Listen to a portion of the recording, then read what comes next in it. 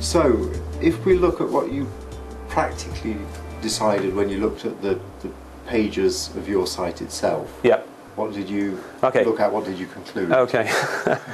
Right, okay, so this is the sort of business stuff. Moving on from there, I went into analysing this site, and I'll admit this, that this is it's a CSS for position website, which is good, and it's got some advantages for SEO, like we can, there's not a direct link between the position on the page and position in the code, which gives us advantages, but it's a template that I've reused, and it's turned out it's got a few flaws in it. For instance, when I've actually looked into the depth of it, and really I've designed most of this just in the sort of Dreamweaver's, not the code view, the design view. Actually, in terms of H1s, the H1, which should definitely contain HACCP and food safety training, is actually just used to wrap the main image. And the H2s, if you look down, are mainly sort of employed around this list. And actually, the first proper header tag is an H5. And actually, all these headlines, the subheaders through, are H5. So that in terms of a proper use of, I won't even call it semantic, a proper use of the code, no way of the H tags being used correctly. Another thing is that at the moment, I've got it down as XHTML 1.0 strict, and no way does it comply with anything. So it probably should be transitional or something like that, really. Did you consider an option to get you around this issue with the H1 being your banner header?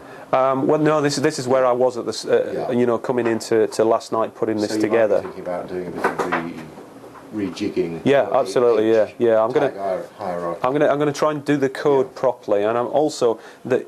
You're kind of a long way down the code before you hit the actual body of proper body copy, and I think that the CSS should be allow me to move, up to a lot more of a prominent position. And I'm sure your menu, for example, could be down. Yeah, absolutely. And probably this, depending on how important you view it. Now this was a recommended CSS free template, and it's quite interesting to see that on an SEO level, what is supposed to be a well respected template is actually could do with some improvements. Bottom end, it serves me right for kind of nicking the template, really. But. That's fine. So that's in terms of code. What I also did is looked at the background and did the whois check, Google Advanced Operators. Obviously, about this site, it's too early to tell too much, really.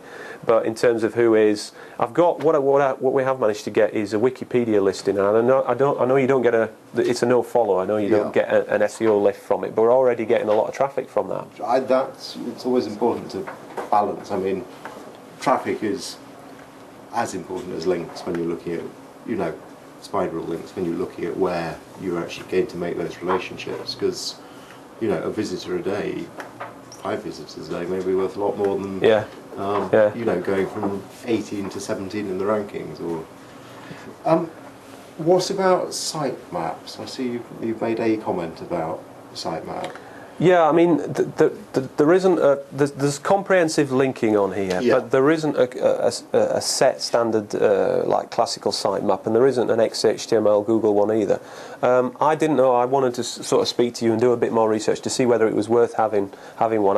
It's not a site that's going to change, apart from the fact there's a blog on there, the idea with the blog on there, it's a bit of kind of eye candy for spiders to try and keep it kind of fresh. But we talked a bit about how there's potential in the standard for you to prioritise your pages with an XML sitemap. It's not supported at the moment, but it will be probably within 6 months. Right. And I think, either now or when that comes in, that will be the justification for doing it for a very small site like this, where there are no other real benefits in terms of it will be fully spidered without any difficulties. But if you can say, what are the important pages, what are the priorities, there may be benefits. Excellent. But what I also did is that I checked out my server, and we're clear of any blacklists. It was interesting. I thought this was a Docklands-based company, but actually it's showing as Wigan on this. But it's UK-based, and it's checking out okay. That may be incorrect because it's done by IP geolocation. Right.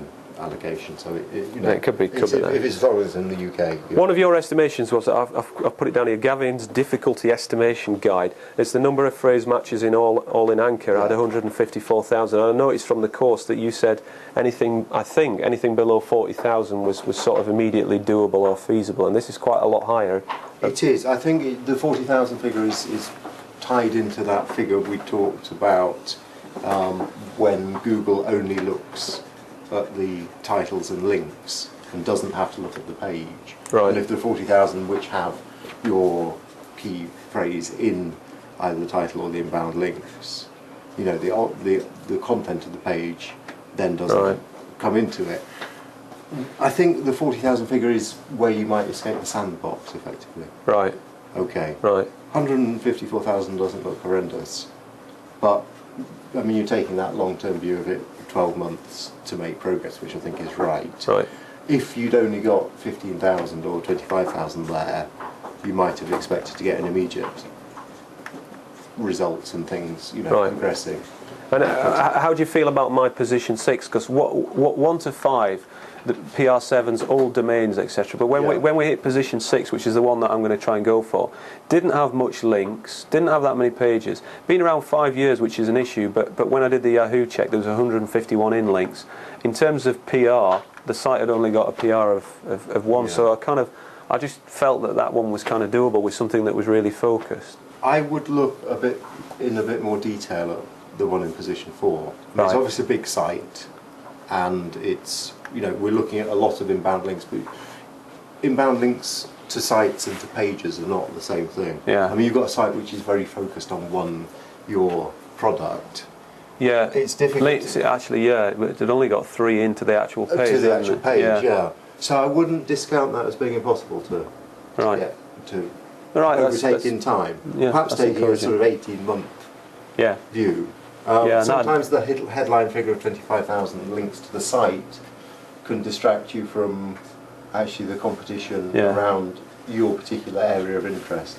Because if I move from position 6 to 4, in terms of like the monetising it's probably 50% higher. Make a big difference. Make a big difference. So that's what I did in terms of I had a look at code, and I put some plans together about marking it up properly, really. And then I looked at sort of copy using your 4 Ps, the prominence, position, proximity, penetration, that kind of thing. Position in the source code is poor. As we've seen, it's kind of well down, and that it's not marked up properly. In terms of prominence, it's pretty poor as well. Proximity, the phrases, how close they are together. Well, mainly I was concentrating on HACCP, so that wasn't really relevant. But penetration, if I've got this right, is also about density, and across the site it was about 3 to 4%. But outside of the meta tags, it was down to about 1.6% density on HACCP.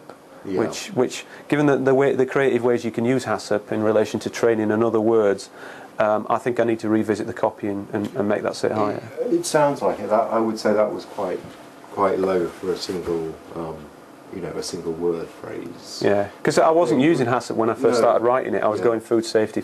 Yeah. But actually, that's not the big issue. Yeah, mix that in a bit more. The penetration is also about getting your keywords distributed through the whole depth of your copy. So, not just in the first paragraph and then, changing theme and talking about something completely different. So it's a mix of density, but also, the spread, how deep they go. Right. I mean, they say ideal is H1, first sentence, smattering through the text, final sentence. Right. To ensure that you've got all those angles covered. And I looked at a few other stuff like theme coherence and word count. There's a lot of words on, there's a right number on there. In terms of navigational structure and the architecture of the site, nothing interesting. It's a 7-page website. It's very flat. There's no need of kind of depth on it, really. So what I did from there is sort of take it into, well, where do I go from here? Looking particularly, I know what I'm going to do in terms of markup, and revisiting the content with this new sort of theme of HACCP being more important than I thought, and then do some inbound linkage stuff. And we thought of some sort of creative ideas about giving away 10 free licenses, and possibly some kind of like a YouTube video of what looked like CCTV of people doing like comedy bad stuff related to food safety. Yeah. You know, I thought that might be quite a fun one to do, and potentially could act as a viral to be passed around. Yeah. Chefs going, kind of, have you seen what these people are doing, kind of thing.